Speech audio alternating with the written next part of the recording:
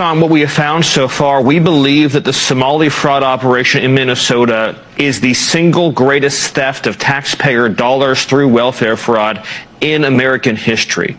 We believe that we have only scratched the very top of the surface of how deep this goes. And you're familiar with all the scams with pretending that children have autism who are not in fact autistic, with pretending to enroll people in food programs when in fact nobody was ever enrolled, and engaging in massive fraud, lying, and theft and grift on a scale we've never seen before in American history. The total bill, the total tab for this is going to be far beyond the numbers we've already seen reported. We believe the state government is fully complicit in this scheme. And we believe that what we are going to uncover is going to shock the American people. Look, based on the records that we already have, this is a significant undercount, by the way. 75% of the Somali population in Minnesota is on welfare. But that's likely a significant undercount of just how much of a financial burden the Somali refugee population is imposing on this country. Minnesota's fraudsters better think about leaving town before it's ICE too agents now late. going out in full force in Minnesota's Twin Cities communities as the Trump administration steps up the fight against illegal immigration. Operation Metro Surge is in full swing. Hundreds have been taken off the street. Now, Minneapolis has been a sanctuary city since 2003. But wait till you hear what some of these folks were spending their stolen money on. Luxury cars, private villas, and overseas wire transfers. Wow. Just some of the Just send the discoveries money found out of in the country, dozens of sure. files and photos. Defendants, get this, took taxpayer money they're driving that was Porsches. obviously meant to feed hungry kids during the pandemic, and instead they used it to buy fancy cars, property, This is jewelry. In crazy. some instances, they were on video popping champagnes at an opulent Maldives Beach resort. vacation. In one text, a message said to one of the fraudsters, "You're going to be the richest 25-year-old, inshallah," which means God willing. Now, the documents Oh, also my feature goodness. exhibits from a recent federal trial, and they include confirmation of that Maldives God's stay. not okay with a stealing lakefront from sick property in kids. Minnesota, bought again with your money. Wire transfers to China and East Africa. To China? It's incredible. One set of defendants Why do spent we send about money to $3 China? million in cash and then sent that money over to Kenya. Another group conspired to basically This build is the wild. state out of $47 million, claiming to have served, millions of kids during the pandemic. They didn't distribute a single meal. Now, This is so so far, crazy. federal prosecutors have convicted 61 people, Sean, and this probe is widening and the scandal continues. The investigations are ongoing. And the money didn't just go to one overseas country, it went to every overseas country. When we talk about delineation, when we talk about the quote-unquote diaspora wars, which I don't really like the term because we're not dropping bombs on each other. We're not shooting at each other. We're just having an honest conversation between family members. And the thing is, this has been a long time coming. We have black people, immigrants from all across the world now living in the United States and the United Kingdom. And, to the black people who've been here, the native black Americans, foundational black Americans, the way things go in America is that race comes first. And what we can't have is people coming to the United States, putting their tribes or their nations and those sort of things first, because all that's doing is messing up what we have going on, and it's undermining our progress. You see what the Asians did with the Ivy League universities. They help overturn, decades and decades of progress when it comes to, admissions. They fell for the okie doke, and now the Asians are suffering because their admission rates are down at these Ivy League universities. But here's the thing, as far as black people, this delineation, this so-called diaspora war is a good thing. And some of you are like, how can it be a good thing if we online talking bad about each other and airing out our laundry in front of everybody in front of the world? It's a good thing because, see, for decades we kept quiet and we tolerated even the Africans, they spoke amongst themselves, referring to black Americans as the Katas and Jarirs. Black Americans dealt with the perceived slights from Africans, from the diaspora, Caribbeans, and now we airing it all out. And as it is, the brothers and the sisters here in the United States, we are what they call delineating, and that doesn't mean we're necessarily going anywhere. We're doing the same thing the Jamaicans do. We whipping our flags out. You see? No, don't put me in the category as an African American. I'm a black American. I'm a foundational black American. I'm gonna whip my flag out. But see, what that does is it strips away the cover that a lot of black Americans from all over the diaspora had. See, now you can't say, oh, well, I'm a black American, let me get the scholarship, or, oh, I'm a black American, you all can't call my country garbage. No, you're a Somalian. And if the President of the United States singles you out and calls you a Somalian, then you go ahead and hold that. Because, see, for decades, the Somalians, just like many of the other people from the African diaspora, were quick to delineate themselves and separate themselves from black America. Okay? And now they're getting called out for it, and you don't hear black Americans jumping up saying, oh, that's racist, even though it is racist. It's definitely racist.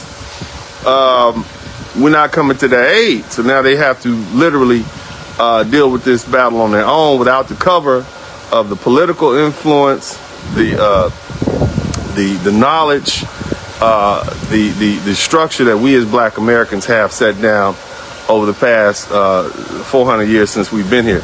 Literally, they were hiding underneath the protection that we provide, didn't appreciate it, now it's being stripped away. And this is a good thing.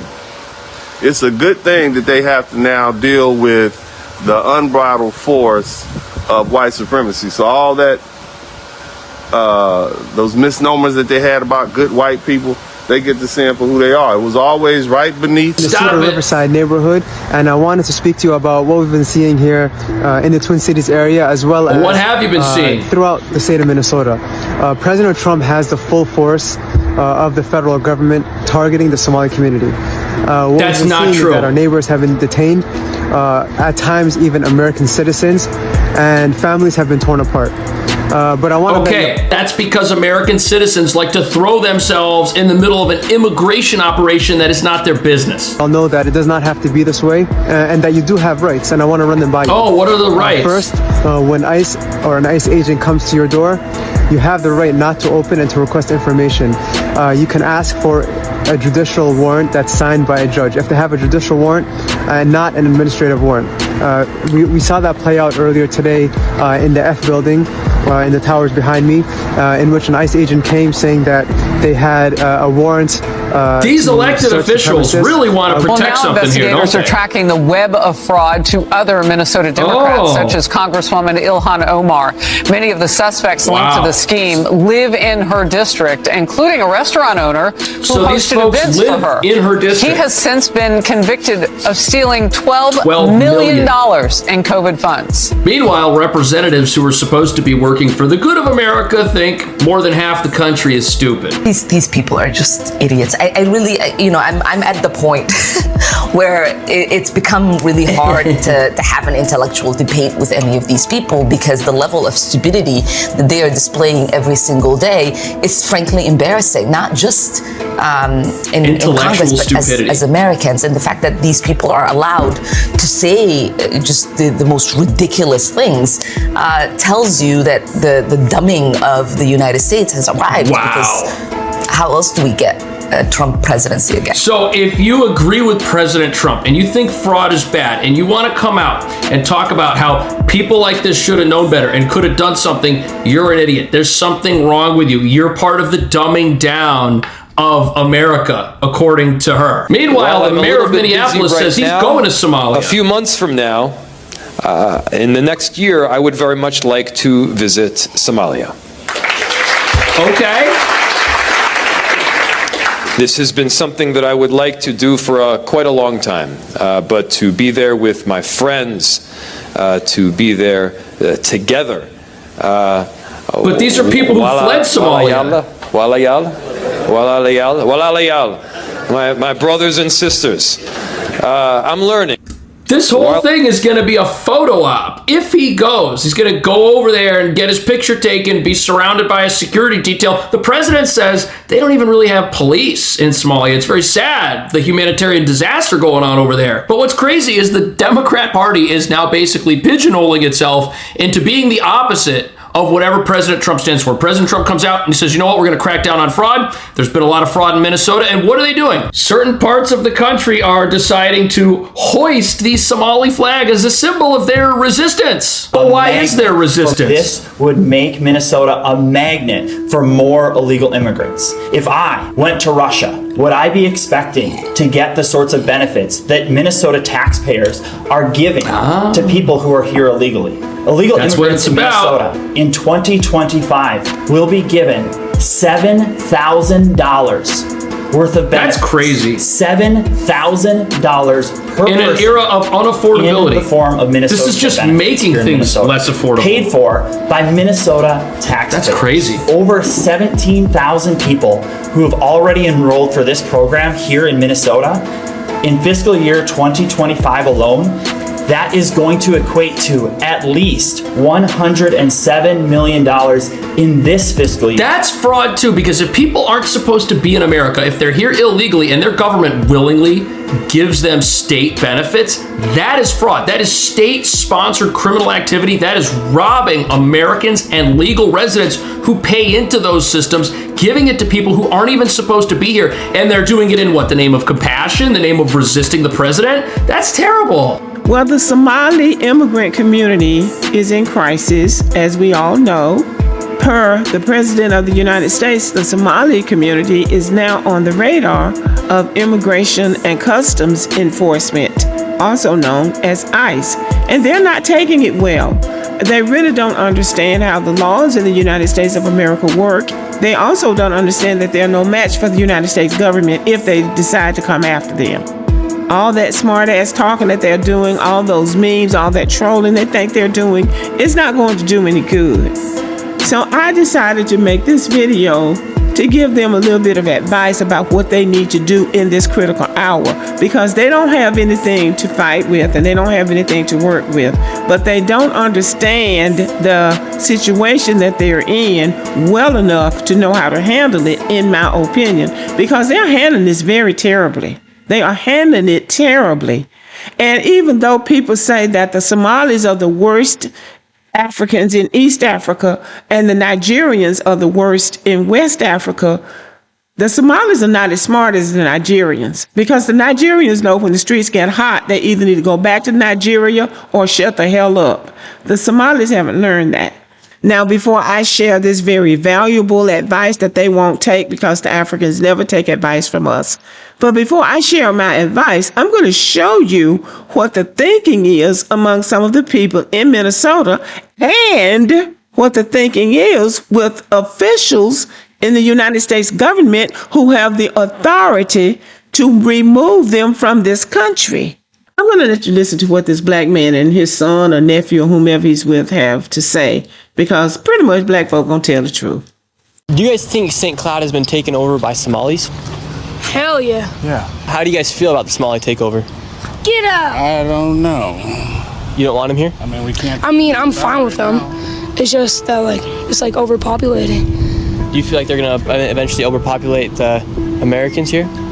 Yeah, they definitely will. And did you guys vote for them to come here? As far as did you guys have to pass any legislation in order to receive them? No. In your personal opinion, what's the biggest issue with them being here inside of you guys' city? Driving. It's always a car crash for no reason. Robbing people. Yeah, definitely crime. Pirates. And the correlation between the Somalis and Muslims, are the majority of them all Muslims? Yeah. So 10 years from now, do you guys think the Somalis will be the majority here? Yeah, definitely. They were more afraid of being called racist if they did their job to try and deal with potential welfare fraud within the Somali community. Our next guest says there's more to the fraud story, and he's a Somali-American refugee and naturalized U.S. citizen who lives in Maine. There are much deeper issues. I've moved into the U.S. And in Maine about 11 years ago, and basically the first question that members of my community asked me which tribe, I belong to, and when I mentioned, so I fell into that category. So there's a deeper tribal rivalry going on in the community, much larger than anybody can actually imagine. That's weird. That's gonna hurt people's ability to come to America and start a new life if elements of their old life keep them down in a country that is on the other side of the world. That's just a bizarre circumstance right there. And then interestingly enough, even though I spoke very good English, one of the things that I was told to do is go find a discounted housing section 8, which I didn't know what actually it was. Weird. And sign up for all the other community get the benefits within the government or the state.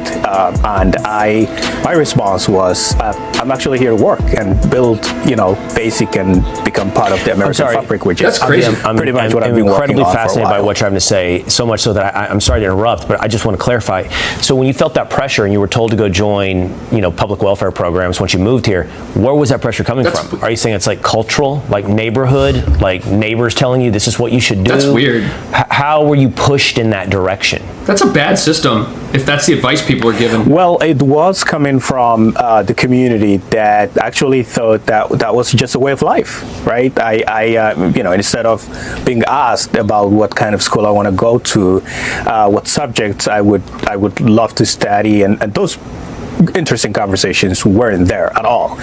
And but this is what the socialists in America want. They want people here to look at them and government handouts as the only way to get ahead or survive in this country. Because you know what that means? That means people who are enrolled in these programs and need them and depend on them in ever increasing numbers, they can only vote in one direction if they want their lives to improve. It's a trap. It's the socialist government handout trap that they want to capture as many people in so that they can control the country. And my response was, can we do better things? Can we as a community actually integrate? And let's listen to that word, interestingly, because that had got me a huge backlash. I bet it did. Many years ago that many people thought, no, let's not talk about integration. And I wasn't ready for that. I wasn't ready for a pushback against this idea of sort of melting into America, becoming part of America. And let's just be very clear that I haven't arrived here as a young man. I mean, I came here at age 29, so I was well informed about my culture and my community growing up in a civil war. Wow. Incredibly, you're telling me you not only were discouraged from integrating into America, but you were also encouraged to stick to your tribal allegiances from back in Somalia, and those tribal allegiances and divisions remain here in America. That stat I showed, I'm curious. That's crazy. So after fleeing a country that has gone through civil war and coming to America, you have factions inside America that say, hey, you should line up with your tribe. It's not what America's about at all. I mean, America's about people coming here to pursue peace, prosperity, and happiness as they personally define it in a free society that doesn't care about those things. But if you really want to see black people unified, there has to be a reason. We can't unify on the fact that we're black. That's not good enough. There's 2 billion black people on the planet. That's not going to work. We have to unify on the fact that we have some common interests. And right now, I do believe that a lot of the black people in the black community, whatever country they're from, whatever tribe they formally claim, whatever nation they claim, whatever language or religion they speak, are realizing that none of that matters. The only thing that matters in the United States is the color of your skin. Let me break this down to you. In the United States, race is the only thing that matters. And I say that's unfortunate. White, black, Hispanic, Arab, Native American, Asian. Don't matter what kind of Asian you are. If you're Asian, you're Asian. They don't care if you're Taiwanese or Japanese. They don't care if you're Chinese or from Singapore. You're Asian. You're in that corner. That's your corner. Same thing with black folk. But unfortunately, a lot of black people from the diaspora didn't realize that. They thought, I can come over here and whip my flag out. Yeah, you know what?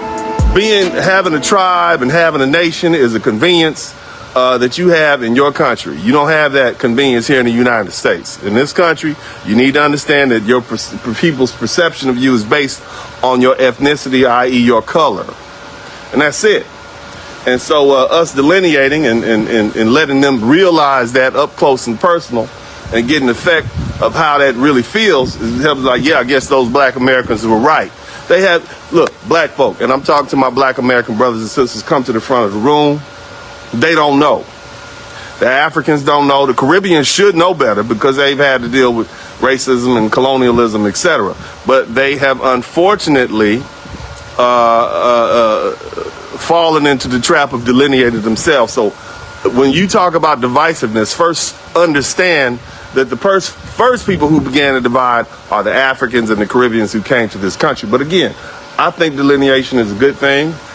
I think in the decades from now, I think after these folks have learned a harsh lesson, I think we'll be able to come together and unify. I look forward to unifying with my black brothers and sisters from all over the world. I embrace you as I'm not like these folk. I acknowledge that most black Americans have a mixed heritage, which includes Native American and European and some Asian, but I'm a black man. You understand? Of African descent. And that's what I identify with. I certainly don't identify as an Asian or a Native American. Okay? I don't do that. Clearly. I definitely don't identify as a European. And if you don't believe me, ask them. You understand? So I'm a black man. I'm a proud black. I love being black. I love being a black man. Is my best experience. I would not trade being a black man from America for anything in the world. No matter what we've had to endure, no matter what we have to go through, I would never trade being a black man for anything.